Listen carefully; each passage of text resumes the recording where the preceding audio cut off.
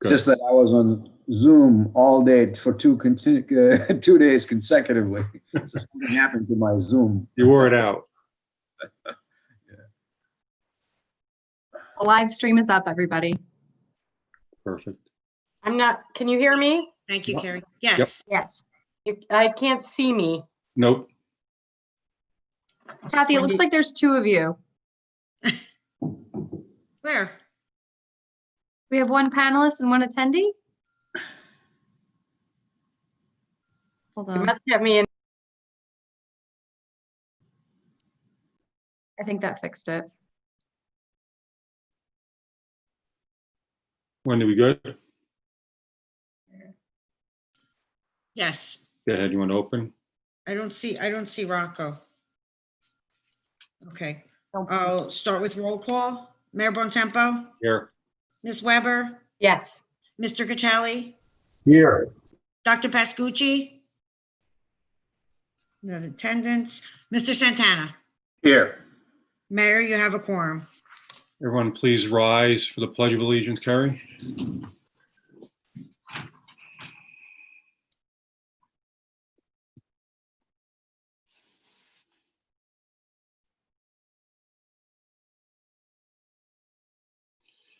Thank you, Carrie. I pledge allegiance to the flag of the United States of America and to the republic for which it stands, one nation, under God, indivisible, with liberty and justice for all. Request everyone to please remain standing for a moment of silence. Honor our troops both home and abroad who work tirelessly to protect us each and every day.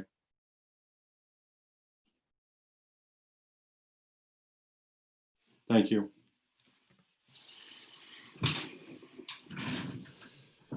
So the first on our agenda tonight is a presentation.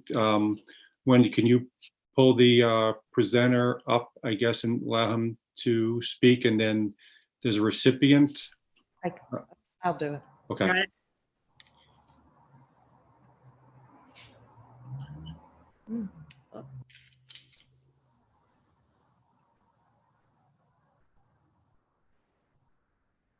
Okay.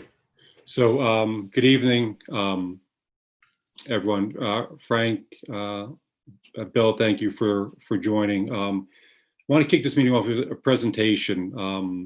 I'll let Frank Luna, who was our area representative from JCP&L, had a few words and do a presentation, but there was a kind of philanthropy division of the organization, and I thought it was great to support a fairly very worthy cause in our town. Frank.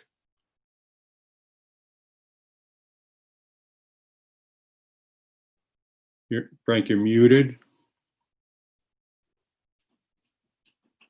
You came off mute for a second and came right back on. Okay, there we go. You're good. Cool. All right, got me now. You're good. Look at that. There we go. Dude, council meeting 2020, baby. Well, Mayor, I appreciate being here. And before I get started on kind of the Monmouth Conservation Foundation and the good work that they're doing there, I just want to let the folks, especially the public employees, the police officers, the public works folks, everybody who works in your town hall, has been incredible advocates, especially your elected officials, incredible advocates for the municipality, especially going back to Tropical Storm Isaias. The work that not only your professionals did, but your local officials did. I think, Mayor, you and I were on the phone probably more than I've talked to my mother in the past 5 years combined in about the first 12 hours of that storm. So, we made it through, and we've got some after action stuff coming up. But I just wanted to thank you guys because you were just tireless advocates for the municipality and making sure that we understood what needed to get done and when. And that was a difficult situation. So we made it through safely. And that to me is always priority number one. And as someone whose power was out myself, I was less than thrilled too. So that's going to happen.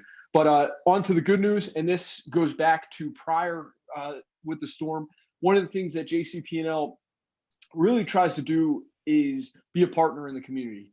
You know, we have a lot of efforts, obviously day in and day out, to keep the lights on, new construction, fixing utility poles, making sure that, forestry issues are squared away. But in addition to that, we understand it's important to be a strong community partner. So in working with the municipality in Holmdel, we were really excited to, at the mayor's suggestion, connect with Monmouth Conservation Foundation and sponsor an upcoming movie night this Saturday. So that's really all we want to do is let the municipality know, the folks in the town know, that this is one of the things that your local officials are really passionate about. I'm not going to steal too much thunder from Bill, who is here from Monmouth Conservation Foundation. As best I understand it, I'd imagine he's here, but I can't see him because I'm not in person. But I will say it is pretty cool being able to wear a Jimmy Buffett t-shirt at a municipal meeting. You know, that that doesn't happen very often. So I'm just grateful for the partnership and really look forward to working with Monmouth Conservation in the future, and also Holmdel and just your professionals there, your police chief, Administrator Sharon is a rock star, and I'm just really grateful for your elected officials there and their communication and partnership and working through these difficult situations, especially Tropical Storm Isaias, which is the second largest event JCP&L has experienced since Hurricane Sandy. So that tells people the magnitude of what we were dealing with. And other than that, I could keep talking all night, especially because I feel like I'm talking to a bunch of friends here. So I'm going to let Bill go, who's not in a Jimmy Buffett t-shirt. So now I feel seriously underdressed. Well, Frank and Greg, thank you both for bestowing this stewardship upon MCF and the board, and staff and myself. We're extremely grateful for your participation. This movie event, although many people have been going to Bellworks Movies here for a number of weeks, this is a fundraiser for our organization. We are a nonprofit, what's called a nonprofit land trust. We are not affiliated with Monmouth County at all, and that tends to be confusing to certain people. We are a private organization whose mission is to preserve open space, create parks, preserve farmland, protect wildlife, safeguard waterways, and teach all about environmental education. So this particular sponsorship is very helpful to us. For those of you who haven't looked us up, please go to www.monmouthconservation.org and you'll learn more about us. And also, it wouldn't hurt if you bought a few tickets to the movie this coming Saturday in the evening. The weather is supposed to be fantastic. It is The Call of the Wild with Harrison Ford.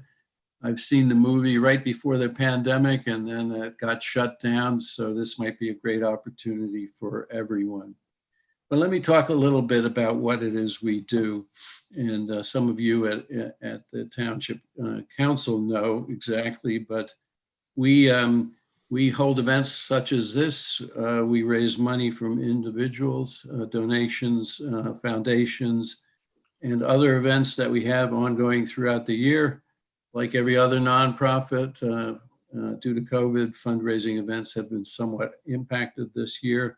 Normally, we have a huge gala at this time of year, and we decided to change it up and make this drive-in movie.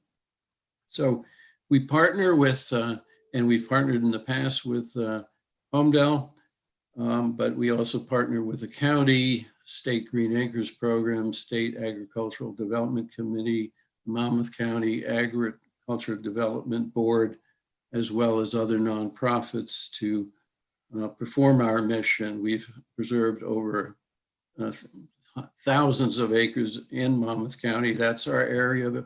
We don't extend beyond the borders of Monmouth County, and we continue to do that. The most recent thing we did, we were helpful in facilitating the Callan farmland preservation on Everett Road. Very small farm. Mr. Callan's very happy. I hope you all are happy too. Although we didn't contribute any money into that, we worked with the township leadership to make that happen. And it's a great little farm that's now will be preserved forever. Other things we've done recently, we facilitated an acquisition and threw money at it as well, increasing Allaire State Park by 200 acres, and that's in Wall Township. Recently, we preserved 2 farms in Colts Neck. We hope to be able to do that as well in Holmdel soon. And we're working with Howell and preserving land there and increasing their parkland. So, but many of you may not have been around in the 90s when the Chase track was up for sale. And that was 440 acres that was intended to become over 600 homes. It was going to increase the sewer service area. And due to the opposition of so many residents in town, almost unanimous, that plan was thwarted. And due to the efforts by FOHOS, Green Acres, Monmouth County Ag Board, the SADC and Monmouth County Park System, and Holmdel Township, we were able to raise $19 million. And that obviously included money from MCF as well. And that property got preserved, half of which became an addition to Holmdel Park, and the other half became preserved farmland, as I'm sure you know. But those are the things, that illustrates some of the things we do throughout the county. And that was a significant event at that time. It was the largest amount and the largest preservation opportunity in terms of both acreage and money spent in that year throughout the state. So we all have a lot to be proud of. And we want to continue to do that. So all the help that you provide, and thank you, Frank, Luna, and JCP&L. Every little bit helps, and it takes a partnership, not only of corporate sponsors, but all those other partners I mentioned. And due to the good work of everyone providing the funding that we need and the partnerships, we hope to do quite a bit more in Holmdel. There's lots of opportunities there. I know money is in short supply all around, but hopefully we can do more as well in this in the upcoming years. Bill, Frank, I want to thank you both for taking the time to come on. You know, the work, Bill, your organization does is paramount. One of the reasons why a lot of people move to Holmdel is because of the open space we have and the amount of land that we preserved through the work of you and many others in the town and the county over the years that have done an amazing job of doing that. And I think there's more work that we can still do in preserving more land and keeping more land farm assessed. So I appreciate you guys coming on. Look forward to continuing to work with you. Frank, thank you for JCP&L considering Monmouth Conservation Fund for a donation. And Bill, thank you again for all the work you and your organization does for our town. Thank you. Appreciate it. Thank Sure. you again. Thank you, guys. Oh, you bet, Bill. Talk soon.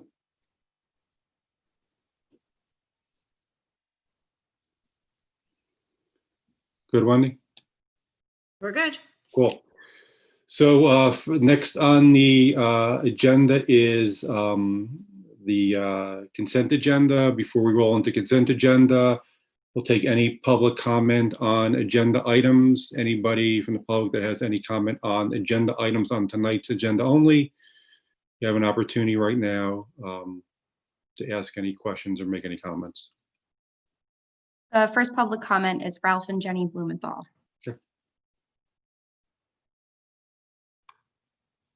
Are we unmuted? Yes. Yep. I have several questions about the bills list. The first one would be on page 26. It's a notice that you are proposing to pay $14,415.24 for cross-farm bench repairs. Ralph and I have been walking at the park. I did not see any benches in disrepair. Why $14,000 for benches? What happened to them? So same as last time, Jenny, you go through all your questions, we'll jot them down and then we'll answer them. Okay, fine. And then there were 3 that are really all just toys for Victor and his people. And my question is, there's a lot of money involved here. And my question is, what are these things that you're spending a lot of money on? One is a Kubota RTV for $9,400, a John Deere 624 wheel loader for $208,000, and a GEN 400 PB injection bucket for, I didn't write it down, but it's on page 96. These are expensive, as I say, toys for Victor and his people to do noble deeds, but what are they? And I have a question about an ordinance, but, oh no, and then the last question is, why did we pay $26,000 to the Holmdel Township Sewer Authority? That's on page 27. Is that it, Jenny? Yep. Okay. Sharon, you wanna tackle what you have, and then I think Ben's on too for any of the heavy equipment that is on there. I'm sure he has some insight onto what they are as well. Sure.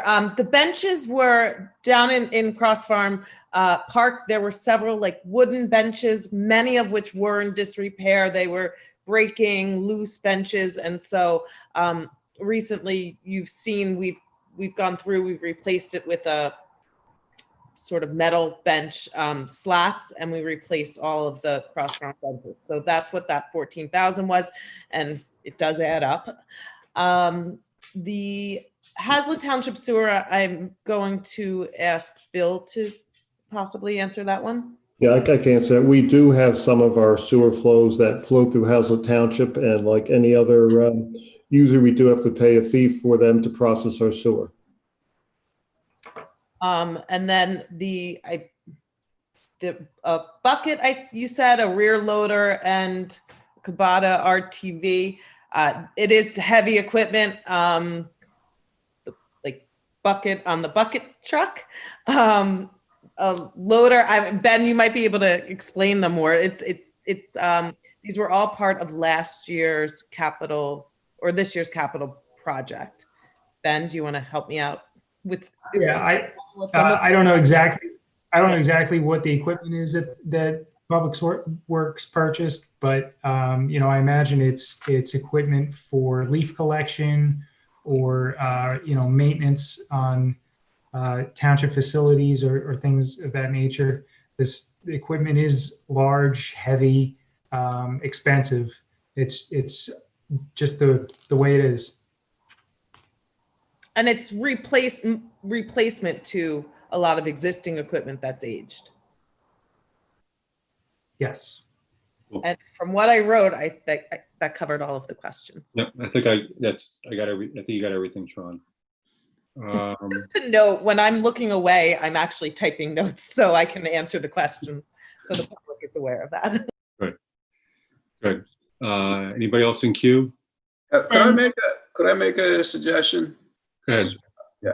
So, I mean, I'm sure we'll be buying stuff like this in the future, and there'll be questions from the residents on this. Could we make it easier and be a little more, in the name of transparency, to say, what is the item? Why are we buying it? Just a couple of lines, just to help them out. I have no problem. The thing is, we buy hundreds of things every year, and to do that for every single thing would not. No, big items, big items. We can put a threshold on it. Oh, sure. If there's a threshold, I'd be happy to get that for the township committee. Thank you. Just to help them out, that's all. The next public comment is James Yanello.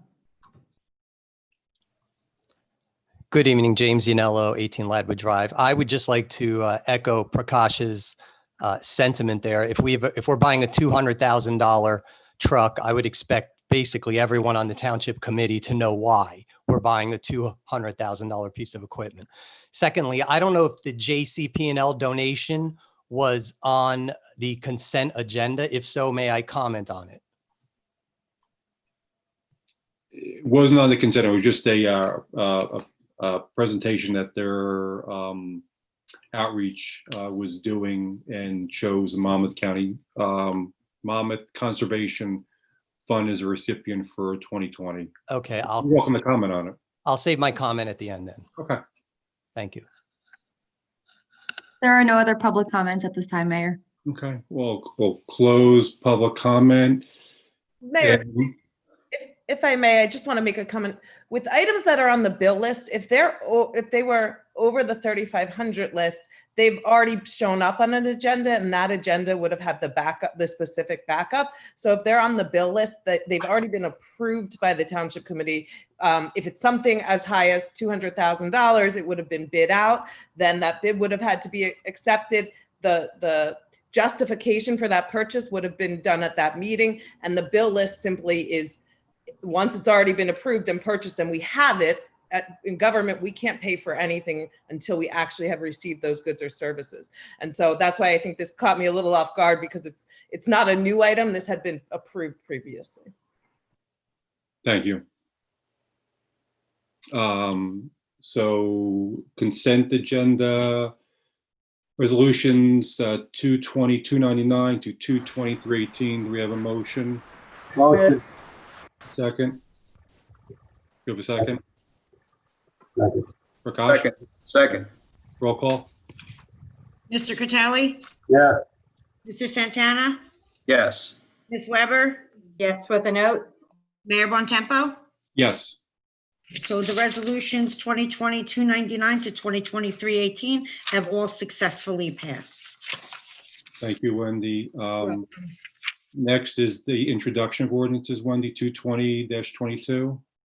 Introduction of an ordinance amending ordinance 2-84, which governs purchasing. Motion to adopt on first reading and publish in the Asbury Park Press and set the public hearing for October 13th, 2020. You have a motion? Move. Second. Roll call? Mr. Catali, Yes. Mr. Santana, Yes. Ms. Weber, Yes. Mayor Bontempo. Yes. Next, Wendy? The next ordinance is for introduction is ordinance 2020-23. It's an ordinance establishing a four-way stop sign at Telegraph Hill Road, Holland Road, and South Holland Road and Tacaloosa Drive. Motion to adopt on first reading and publish in the Asbury Park Press and set the public hearing for October 13th, 2020. You have a motion? Motion. You got Commander Critelli and Deputy Mayor Weber. Okay. Second. Second. I think it's third. Yeah, we got roll call? Mr. Catali, Yes. Mr. Santana, Yes. Ms. Weber, Yes. Mayor Bontempo. Yes. Okay, they'll be published as recorded. Next is a hearing, Wendy, on ordinances. Hearing on ordinance 2020-17, which is an ordinance amending the duties of the chief financial officer. Move. We have to, Let me do, Sorry. so any comments from the Township Committee? And being said, open for public comment. Carrie, anybody in queue? There are no hands up at this time. Okay.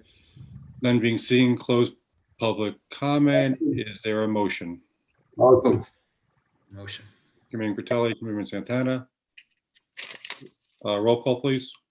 Mr. Catali, Mr. Santana, Yes. Ms. Weber, Yes.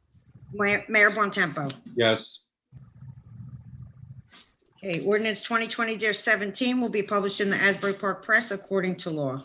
The next one is 2020-18, which is an ordinance amending Article 1, Title, Purpose, Definitions, Section 30-3, Definitions, and Article 5, Zoning, Sections 30-144, Route 35 Highway Zone Overlay, Route 35H Overlay of Chapter 30 Development Regulations of the Code of the Township of Holmdel.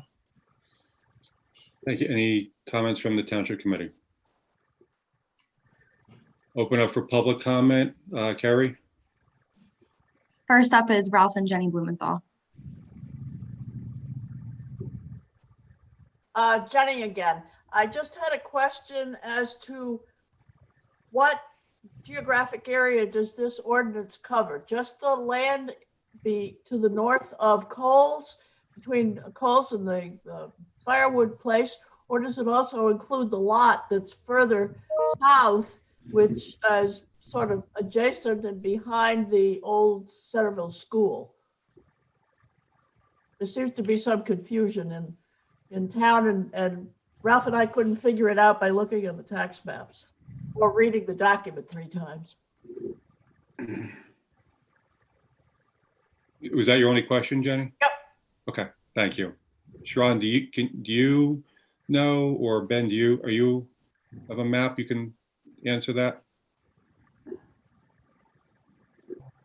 I'm not sure specifically which areas the speaker was referring to, so I'd be happy to, if she'd like to contact me tomorrow, show her exactly where on the map it is. I don't have a map to share right now with everybody that I can show them where this specific area was. I can say that this was this action is being taken because it was recommended through the reexamination of the master plan earlier this year. Thank you. Carrie, anybody else in queue? Ralph and Jenny have their hand up again, so it might be Ralph.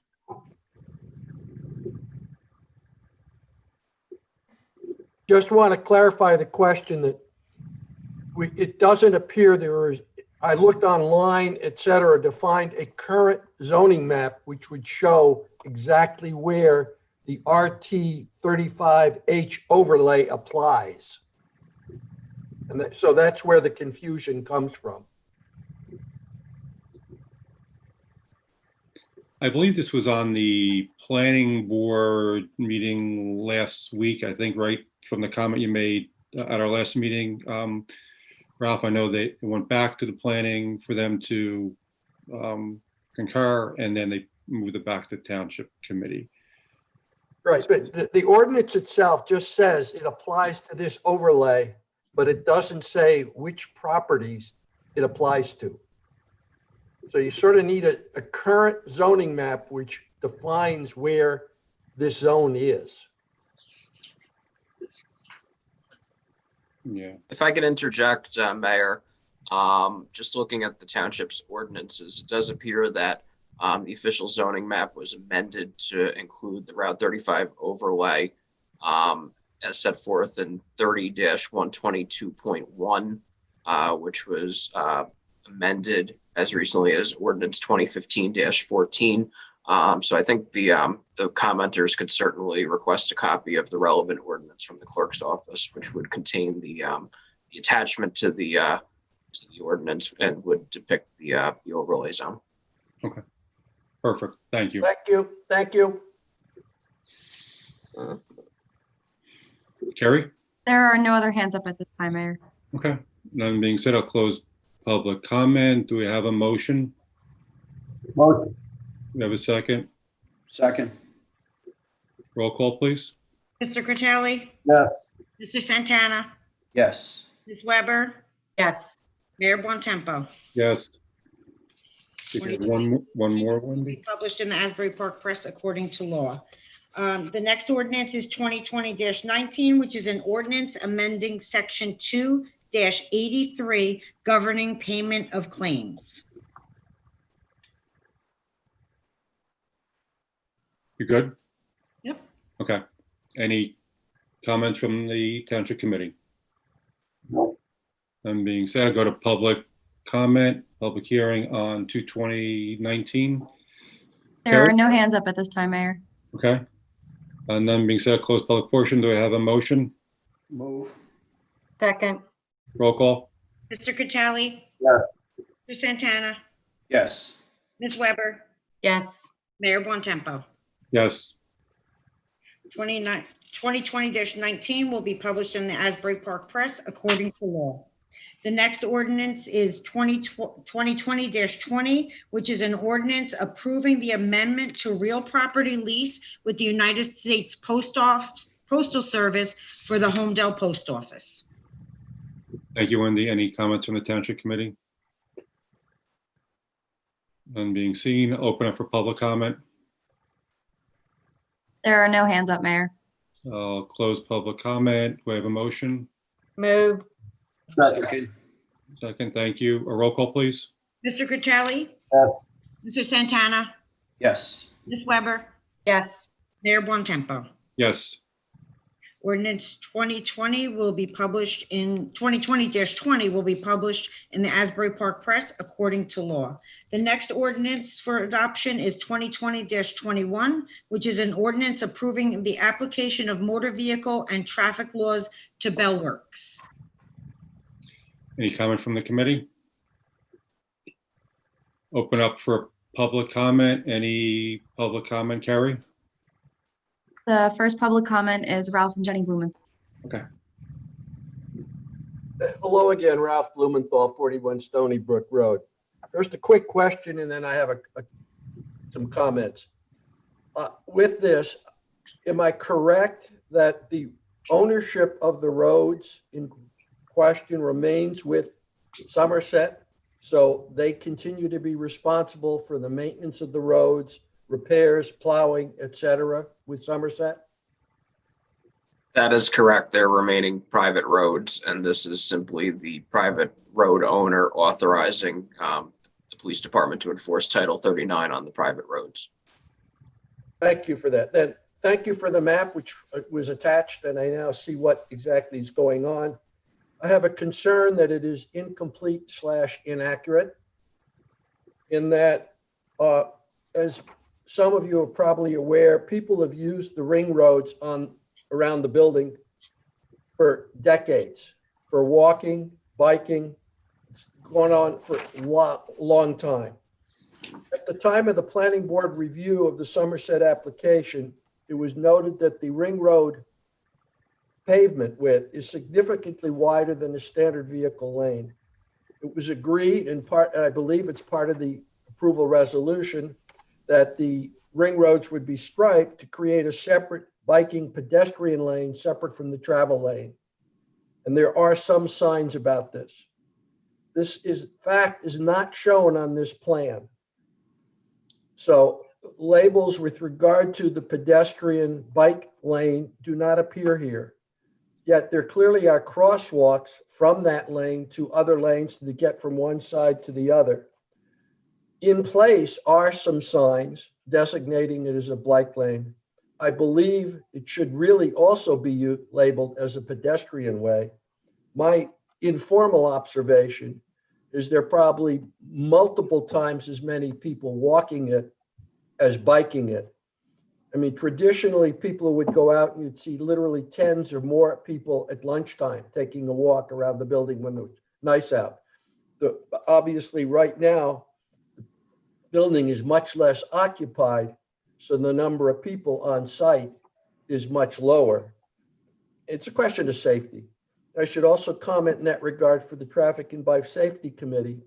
If they're looking for areas where you could safely walk and bike, this is existing pavement. Just a question of letting people know that this exists and it is on publicly available to the residents of the town. Thank you. I could comment about the legal end of this, Mayor. The main gist of the action tonight is the traffic markings that are contained on the map, which are specifically the speed limits, stop signs, yield signs, and the one-way directions in terms of the striping of the road and anything of the nature that Mr. Blumenthal brought up. I guess that could certainly be reviewed by the police department or by the committee that the township committee has that looks at these items. At the same time, I know it's a priority of Bell Works and of the police department to get Title 39 enforcement at the property. So I would suggest that any further changes that need to be made can be done at a later date, but certainly recommend that to the extent there aren't any issues with the map itself, that move forward. Perfect. Anybody else? There are no other hands up, Mayor. Okay. I'll close public comment on 220-21. Do I have a motion? Yes, motion. Do I have a second? Second. Roll call? Mr. Critelli? Yes. Mr. Santana, Yes. Ms. Weber, Yes. Mayor Bontempo. Yes. 2020-21 will be published in the Asbury Park Press according to law. Perfect. Thank you, Wendy. You're welcome. Thank you. We'll get updates from departments. We'll start with their CFO. Thank you, Mayor. Yesterday, we were approved for our second allotment of the Coronavirus Relief Fund Program. The first phase, we were approved for $74,551. Yesterday, we were approved for additional $41,077. That brings our total up to date of $115,629. This is mainly for the police that are working the front door of Town Hall. It's also being used for extra cleaning at facilities.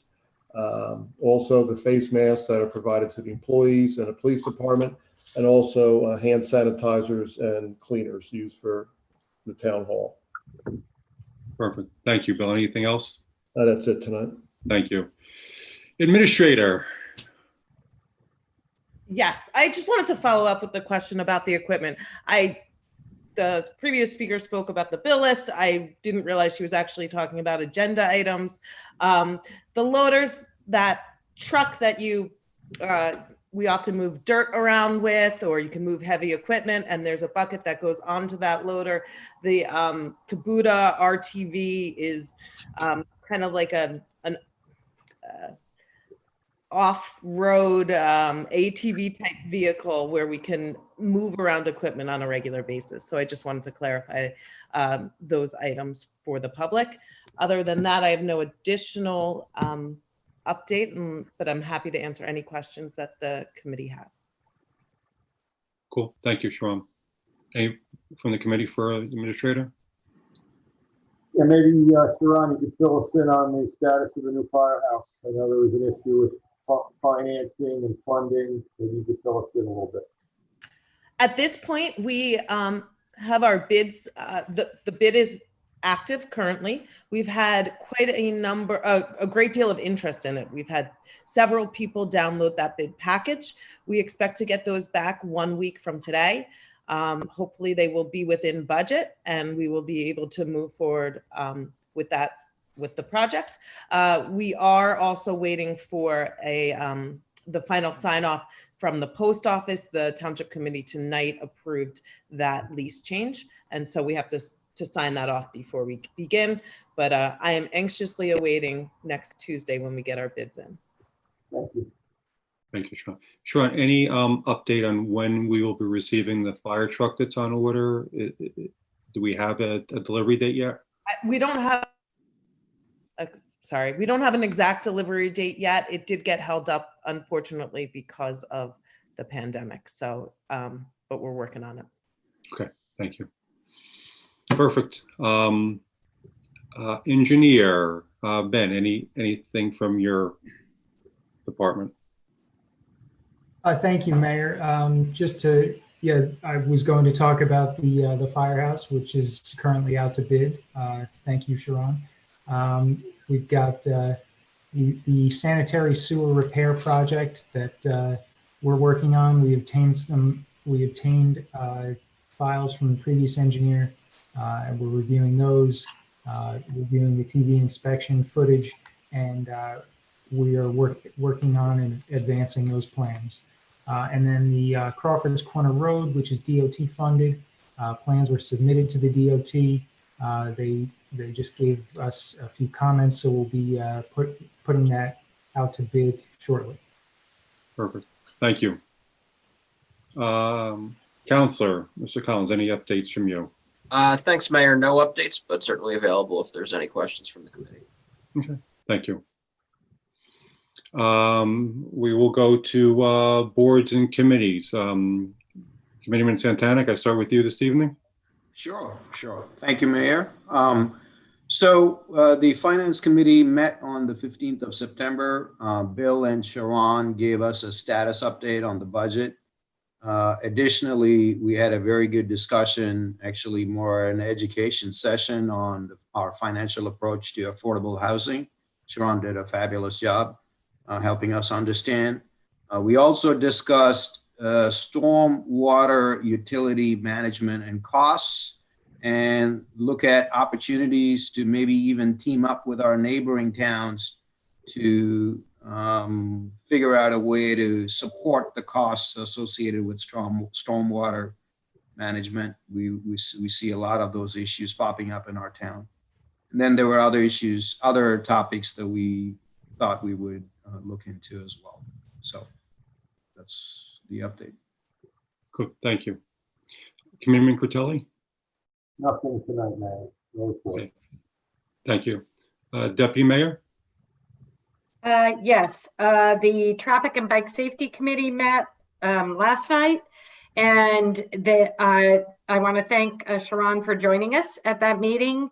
They are making, the committee is making fabulous headway and is really geared up and doing a lot of work. I think the Township Committee should expect to see our initial set of recommendations by the next meeting. And they're really looking at all opportunities for bike paths, bike lanes, crosswalks, safety. We talked about all of, we've been working on all of these different concepts, as well as the really exciting thing from my perspective, and Prakash, you will like to hear this, is grants. So there are quite a few grants available, and we are focused on preparing and willing to put in the work to get grants for technical assistance and actually developing comprehensive bike and pedestrian plans, and then grants to actually implement said plans.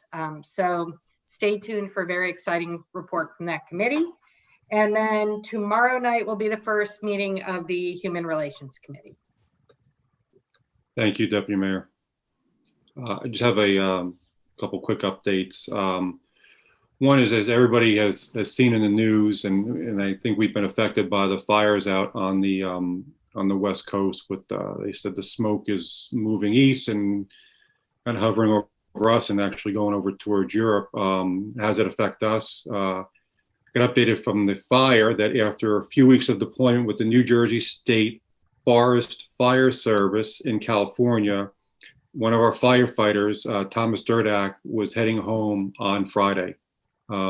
We wish him safe travels. I'm not sure if he's home yet, but after the deployment of a few weeks out there, I'm sure it was, I'm hearing, very challenging conditions that he and his fellow firefighters from New Jersey were facing out there, and we thank him for his service, not only to our community but also to the nation, as he was helping, a very horrific scene out on the West Coast right now. So I just want to publicly acknowledge that in him and the things that our first responders do and get involved in, because I don't think I wasn't aware, and I don't think many of the residents were aware of things like that.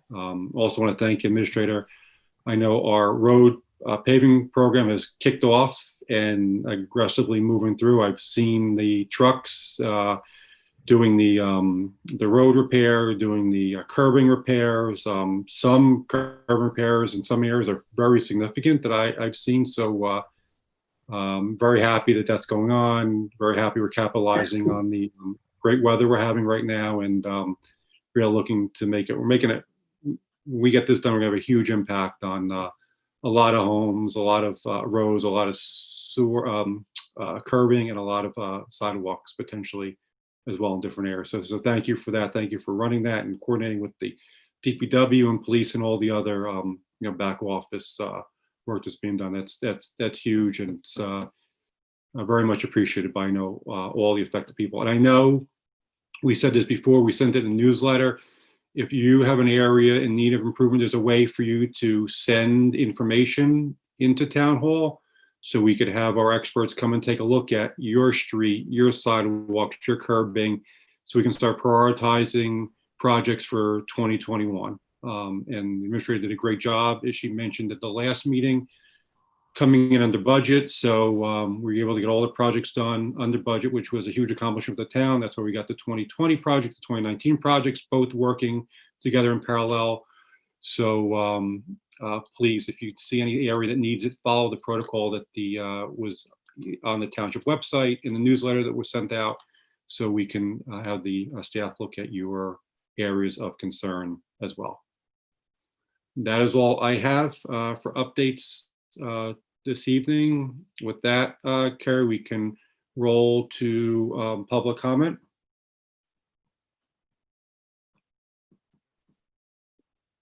There's no hands up right now, Mayor. Okay, just remind everybody, call coming up at the 3 minutes. Please state your name, address, and your question, comments for the Township Committee, and direct them please to me. First public comment is James Yanello. Good evening again, Jay Yanello, 18 Ladwood Drive. Mayor Bontempo, you know I'm a fan of yours and many people on this township committee, but I am a little, as I suggested earlier, taken aback by accepting the donation from JCP&L. I realize they're a tenant at Bell Works.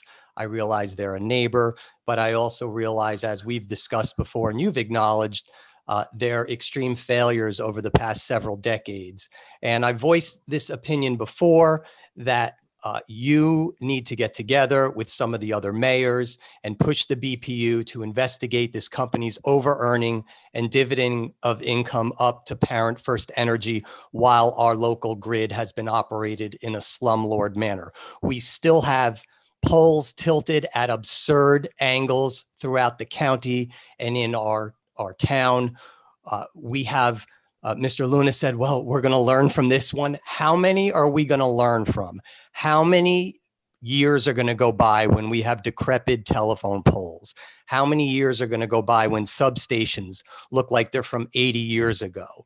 I want to know what you're going to do, what this township committee is going to do with other towns to once and for all hold JCP&L accountable and not accept whatever thousands of dollars this is going to cost to run a movie. I just think that was a mistake, and I'd like to know what you guys are going to do going forward to once and for all make this company deliver for the residents. Yeah, so thank you for your comment. The JCP&L presenting a check to a non-for-profit as should not be construed that myself or anybody up here is endorsing or supporting them and their actions. I've written letters to our local elected officials at the state legislature level, as well as the head of the Utilities Commission for the state, as well as the BPU. And I'm in queue to speak in front of the Senate regarding the issues that we are having with JCP&L. It is not ending. The amount of work that we had to do, or I had to get involved in getting service restored to our residents, who we started out at 94% without power once Hurricane Tropical Storm Isis went through our town, was almost incomprehensible. So look for an upcoming op-ed they have coming out, also exposing JCP&L. We are working with other mayors. This has to be more from the top down. I need BPU support. I possibly need congressional support in people getting involved where funding's involved, where it impacts their parent company, First Energy, that, you know, maybe the pocketbook will start resonating with these guys because we're not getting the response we need. Them sitting in Bell Works has nothing to do with, you know, whether I agree or support them. I don't care where they are. What they put our town through and our residents through was unacceptable, and it cannot continue to happen, especially when that was the early in August, when we really kick into, you know, hurricane season yet. So they know I'm not happy. I have escalated and spoken to their president on several occasions and let them know that my dissatisfaction, as well as I know other committee members share the same sentiment that I do, and will continue to beat that drum and continue to drive home that we are unhappy with what they're doing. And I agree, our infrastructure needs a massive overhaul and improvement. Our entire infrastructure needs a massive overhaul and improvement. And continuing forestry work to ensure that every time a storm comes through, limbs aren't coming down, taking out an entire sector of our town, which puts people at risk because of safety issues with traffic lights going out, street lights going out, homes going out. So it's that. I've also requested in my letter, I don't know if you read it, but I requested this support for, if this is not going to be fixed, then our residents should be able to get some type of reimbursement for, one, for the food spoilage that happened in their refrigerators and freezers in their homes, similar to what their peer PSE&G did up in northern New Jersey. And there should be some type of support for a reimbursement for generators, especially for people who are medically fragile, ill, elderly, should be first in line to be able to get that, because I was surprised to see emails I got were dozens every day where people needed help, in the amount of people that had severe medical issues that required electrical to be working all the time. So again, the presentation of a check to a non-for-profit is not construed that I support or agree with anything that they did, and what their work done was unacceptable and will continue to be viewed as unacceptable until they make some major changes. And so far, I haven't seen any changes firsthand that they've done since then. Gary? I have a quick question on that, if you don't mind. Go ahead. Mr. Mayor. So you mentioned there was going to be an op-ed. Would it include looking at their financials, looking at their capital investment since Hurricane Sandy, to see what has been done and in terms of the investment versus their profit? Would you be going into that level of detail, or do you think it would behoove us to look into that level of detail? I think we need to look into level of detail. Mayors prior to me have had the same issues with JCP&L, asking them for the same asks that we are doing today, the same improvement of our infrastructure, the same ask of keeping spare parts on standby in town, so when something goes awry, it can easily be replaced and we don't have to wait hours or days or weeks for something to come in. My op-ed is really focused on what I don't think people in Trenton really understand the challenges we're having at a local level, fighting for our residents, trying to get them back online and dealing with a multi-million dollar, if not multi-billion dollar utility such as JCPL and First Energy, and how we're dropping the bucket. And honestly, I think that I think the only wake up may be, if things aren't being done, that the wake up call is for the BPU to allow competition in the utility market, where we then can choose whether we want JCP&L, PSE&G, or Atlantic City Electric to serve us. And maybe a shakeup in the industry and not having these monopolies will change the way people look and view at how they're treating their customers, which is all our residents. Mm-hmm. Well, I'd like to throw it out there. If I'm happy to lead the effort in terms of investigating what's been done since Hurricane Sandy, how much money they've invested, how much they've passed on as dividends to First Energy. If residents want to join me, that's great. Let's do it. I just on a side note, I was the last one in Holmdel to get power back after 6-7 days. So I'm happy to join. Happy to lead the effort and look into their financials, look at everything that they've done in this town and compare them to what other utilities are doing. So that'd be a good comparative analysis that we could take it to Trenton. You're recruited. I need volunteers as well, such as Mr. Yanello. You got it. Prakash, I'd encourage you to start with the program they rolled out in 2018. We had a series of power failures due to nor'easters and just thunderstorms in early 2018 through the spring. And we held an information forum with the residents at the senior center And that's when they came forward and rolled out this 3-year blueprint on all of the hundreds of millions of dollars in increased fees that they were asking the BTU to approve. And it was very well presented. We had a packed house that night. Look at that, and let's see if they actually made those investments. Because That's that was a great idea. supposed to prevent everything that we went through this summer. And I brought it up to Sharon's attention when we were dealing with the power failures. I brought it to JCP&L myself. Unfortunately, there's a new gang in town over there that the mayor had to deal with. I think that is a good jumping off point since it's only 24 months ago. Excellent. That's a great idea, Tom. If we have a copy of that presentation, I can start right away. And if there are volunteers who are willing to join me in this effort, please feel free to email me. Thank you. Thank you.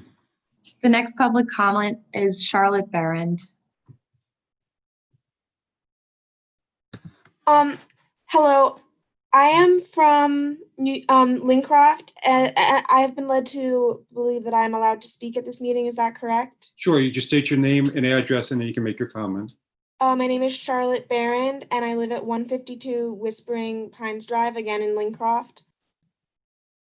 Okay, go ahead.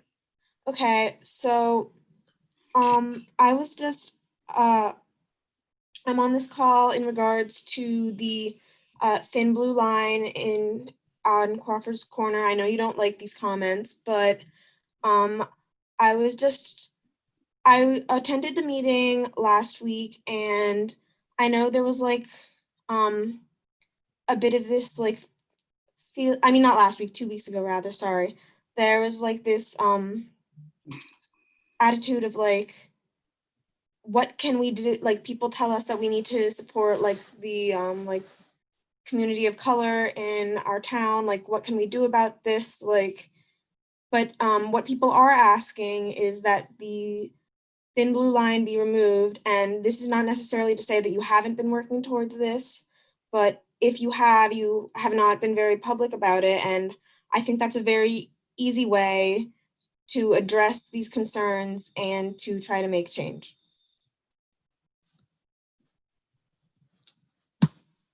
Thank you for your comment.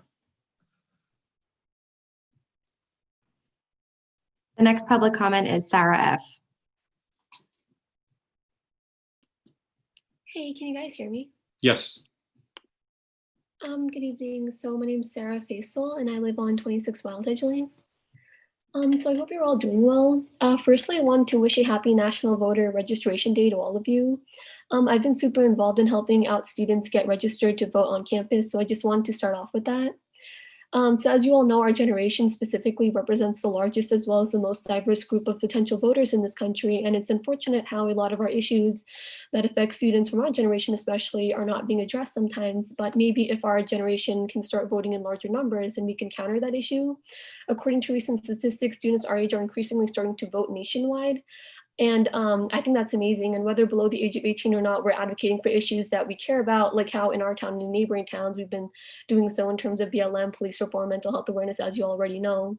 I also would like to point out that I appreciate the way that you all talked about voting ballots at the last meeting and how you gave us tips on how to make sure our ballots are mailed in on time. As someone who values how important it is for our voices to be out there, I really think that's great that you guys were very vocal about that. The other reason why I'm here is that I want to bring this up specifically is that living in this town as someone who's involved in some of the activism politics here, it's kind of a prime example of how students aren't always listened to. If I could just politely point that out. This whole BLM issue stretches as far as students going through racism at school too from their own peers, and many Holmdel High School students were bringing up their experiences with racism as well. And again, no comments were really being made after our comments, even after we asked what is this town doing to ensure things like that won't ever happen again.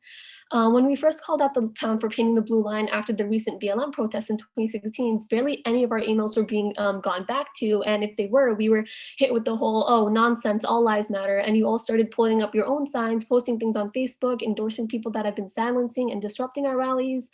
I just feel like there's had been no emphasis on what we've been doing. And I just felt like that had to be called out one last time. And we speak at these meetings, no comments are really given back back to us the way that you guys are kind of responding to other people. Even if we do get responses, it's usually something along the lines of, hi, I'm a white savior, go help the Black communities, instead of ranting about a line in Holmdel. And we're like, okay, fine. So here's a rally we're hosting that addresses this issue because it goes further than just a blue line. And again, no responses out of the majority of you members. And on top of that, we had people come disrupting it as well. Again, like I said, just proves where we are in terms of actually listening to us. So I'm assuming that the HOC committee is probably looking into these issues, and maybe we can work heavily with them. But one of the bigger things that we've been pushing for is to be able to engage in conversation with you all. And my question would be, how would you expect me to go about that? How would you expect me to go about that with the HOC committee? Maybe that's what they're for. Like, I understand that's what they're for, and that's pretty much my final question. Thank you guys, and have a great night.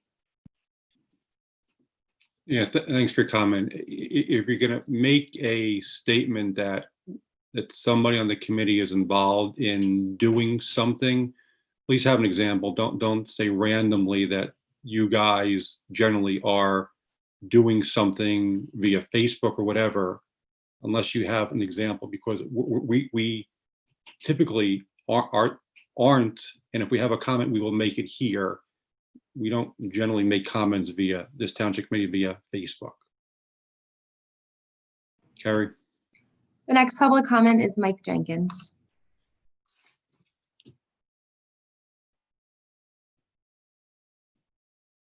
Mike, you're on, just state your name and address. Sorry about that. It's Mike Jenkins. Can you guys hear me? Yep. 4 Berkshire Court. On the last meeting, a few shared their distaste with the lack of diverse representation on the Human Relations Committee. There was a response from someone to this effect. We posted the position and only one Black woman applied. What else do you want us to do? I have an idea there that may help. Most on this call, I imagine, are familiar with Holmdel's demographic. We all know it lacks a very diverse population. So now going back to the question, what else should we do? Here's what I think might help. Just like if you're looking for a rare skill set in business, you've actively got to go find it. You can't just drop a figurative hook in the water and expect to find a great diversity in the area where it's scarce. You must seek it out. In contrast, as an example, I got my MBA from New York University. NYU has a particular draw and is in a part of the world where diversity isn't hard to find. So just dropping a hook in the water is enough to get what they need. But in Holmdel, if you're looking for diversity for a committee, you're putting together, you've proactively got to go out and find it. I suspect that even though Holmdel's a town that lacks a lot of diversity, there's likely more than just one Black woman that lives here. And I also bet that had they been made aware of the opportunity to join the Human Relations Committee, that perhaps the Human Relations Committee would have the representation of more than just one Black woman on it. I'm an example in some respects too. I'm a white male, so for Holmdel, I'm not a good example with regard to race and sex, but I was a pilot in the Navy that flew an Enduring in Iraqi freedom. My viewpoint is likely considered unique in some respects. Recognizing it may not be right for the Human Relations Committee, it's still potentially unique. At any rate, last time the question was asked what to do, and I thought the question merited an answer, so that's what I would do if I were forming the committee. Unfortunately, I feel like the deeper issue stems from committee infighting, which forces the committee to operate with a passive and reactionary posture. Their oversight of the formation of the Human Relations Committee is an example of this. It would be great to see a change course. Again, if you want something that's hard to find, you've got to proactively go out and get it. Hope that's helpful. Thank you. Thank you for your comment. The next public comment is Sarika Caller. Hello, can you hear me? Yes. Just please state your name and I'm address. Sureka Kolor from 43 Windswept Road, Holmdel. There are two things. First, I appreciate what Mr. Santana said, that he would take up researching what JCPNL did and to try to push them to do more. And I volunteer to work with him. If you, I will email you and I can offer you my time. Thank you. Excellent. Welcome. Excellent. Secondly, going back to the comments that this young people are making, I feel I've heard these two young women today. Granted, she may have made a non-specific comment, a comment without specifics, and but I feel maybe they feel unheard. You know, they have said something, and they feel that they don't get a response back. Perhaps somebody can have a conversation with them to see what options they are thinking of. Perhaps take a survey, perhaps place a black line next to the blue line or on either side of the blue line to say that everybody can merge together rather than just ignore or not respond. Maybe join them and ask and just feel them out to see what they want to do in an ongoing manner. That's my suggestion. Thank you. The next public comment is, oh, Sorry. Could I make a comment for Ms. Color? You go ahead. Yeah. So, Ms. Color, thank you for your suggestion on the second item related to discussing the issues raised by the youngsters regarding Black Lives Matter. I just want to point out Deputy Mayor Weber and I have reached out to them and have spoken multiple times to them and have worked on some of the initiatives that we could do. Because there's always the issue of what we can do and what we cannot do, or we wish to do versus what's practical. So we've been working on those issues. We have reached out to them and we are continuing to do so. It's a work in progress. They may expect change to come sooner than they would like, but sometimes it's harder. But anyway, thank you for your suggestion. next public comment is Ron Emma. Hi, Ron Emma, 32 Ladwood Drive. I have what I think is a logical common sense question. I go back to the road paving issue. If I look on the list, I'm looking on the website on the 2019 roads to be paved. And on this side, where I live in this side of South Holmdel, this development, two of the five major roads, Shadow Lane and Candlelight, are due for paving. So my question is, common sense to me, logically to me, it would make sense if you're going to do the two of the five major roads or four major roads in this development on this side of town, why not do the whole development all at once? As Mr. Collins might know, this might sound selfish because I live on Ladwood, which is one of the roads I'm talking about. It just makes sense to me to do the whole development all at once, because now Ladwood is not on 2020, so at best it's going to be on 2022 or 21. Sorry. So what you have is half the development's going to be newer, and the other half is going to be older, and they're all built at the same time. So anyone that's driven through this development down here knows that Shadow Lane and Candlelight are as in bad of shape as Ladwood. So I was just wondering, if they're driving by picking out what roads to pave, why not? I mean, they connect. Ladwood connects to Candlelight and Shadow. So why not just do the whole development? And secondly, Sharon, I do appreciate you getting an update, delivery date, or a potential delivery date on the fire truck, because I'm not going to let that go. Thank you. Thank you. Sharon, you want anything on the how we pick the roads? With regard to the roads, there's two reasons we don't do a complete neighborhood at the same time. Three reasons. One is every neighborhood wants to get their complete neighborhood done at the same time. So we really try to make sure that we pave roads in different parts of the town. We have a very large town. We have over 400 roads, over 100 road miles. And roads are something that constantly need to be paved. So we really do geographically try to spread the road paving around the township.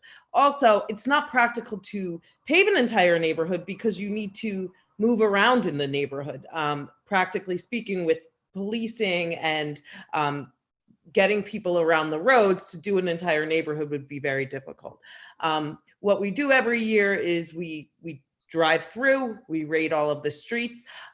It's important to note that the roads that are listed on the website for 2021, those are what we're thinking of right now. Every winter changes the condition of roads. So you might have something that wasn't a road that wasn't necessarily bad right now. After this winter coming up, it might become bad. So we will reevaluate in very early spring. And we will take everybody's suggestions. But basically the two main reasons is it's just not practical to do an entire region and get traffic moving, people in and out of their homes. And also we try to balance it throughout the town. So it's not all in the northwest or southeast. Yeah, so what I said earlier, I'm not sure if you caught it, but the 2021 is not locked in stone yet. We ask people to, if you see an issue, curbing, sidewalk, road, to send it in via the township website so they can take a look at it and they can prioritize it based on what needs the most attention first. And hopefully we can, if we continue to get positive bids, maybe we could squeeze in, an extra road here or there because we have more money. Our money's going a little further than it did previously. So we're working hard. I think the total of roughly 12% of the roads being paved is a significant accomplishment for 1 year for this town. Because you got to remember, there were years, maybe a decade ago, slightly over a decade ago, where the finances of this town were upside down and they weren't doing any road paving, none. So we've been playing catch up for the last few years, trying to get up for the roads that were probably need to be repaired a decade ago and weren't done because there was no funding to do those roads. So it's a combination of things, but this year was a huge plus for the township and the amount of roads that we're taking on. Carrie? The next public comment is Nicole G. Hi, how are you? My name's Nicole, and I'm also a resident of Lincroft at 102 Tallwood Lane, and I was hoping to speak today. So last meeting, as Micah said, in response to community members questioning the lack of diversity amongst the council, another community member had posed the question, well, maybe this is because these applicants don't exist. I'd seen at least one council member nod their head as if in agreement. And to that, I'd like to ask you all, why do you think that is? Could it be historically racist housing policies such as redlining that have led many suburban communities, including our own, to be majority white? Or could it be the racist verbal harassment inflicted upon our community members of color on a daily basis? Or the open denouncement of the Black Lives Matter movement? Just this week, a Middletown High School North teacher received criticism for a decal on her desk that states, "In this class, we believe Black Lives Matter, women's rights are human rights, no human is illegal, science is real, love is love, and kindness is everything." Why are these statements so controversial? Of course, we all know the answer to that.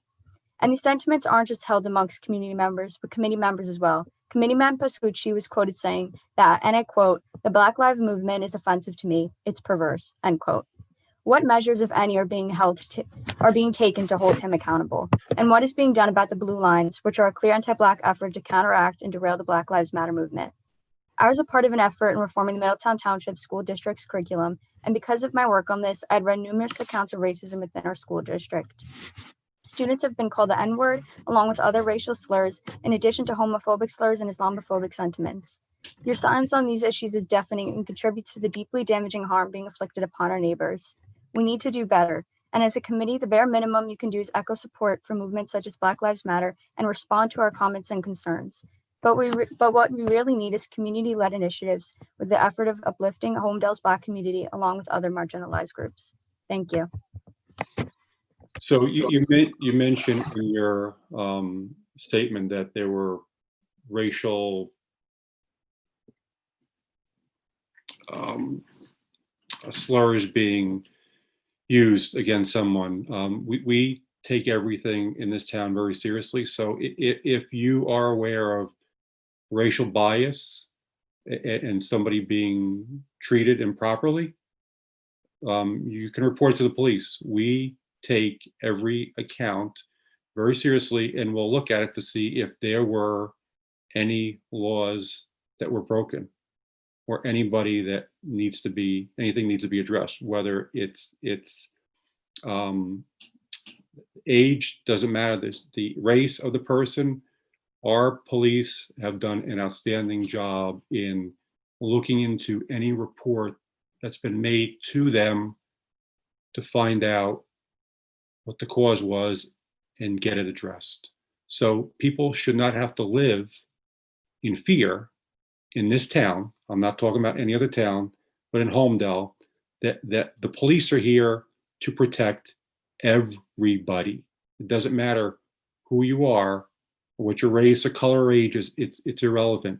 If you've been attacked, abused, feel scared, feel bullied, report it to the police. And if they ask why you're reporting it, tell them the mayor told you to do it. Because I'll go on record saying that I do not tolerate that in this town. We never have, we never will. I can't speak for other towns, but I'm telling you, in this town, I see reports that come through and the police investigate and take everything very seriously. That's it. Carrie? There are no new hands up at this time, Mayor. With that said, I will close public comment for the evening. I wish everybody a great evening. Thank you for joining. Thank you, committee members, for staff, Ben, Sharon, Mike, Wendy, Carrie, thank you so much. You guys have a great night. See you in 2 weeks. Get a motion to adjourn to make it official, Mayor? Moved. Second. All in favor? Aye.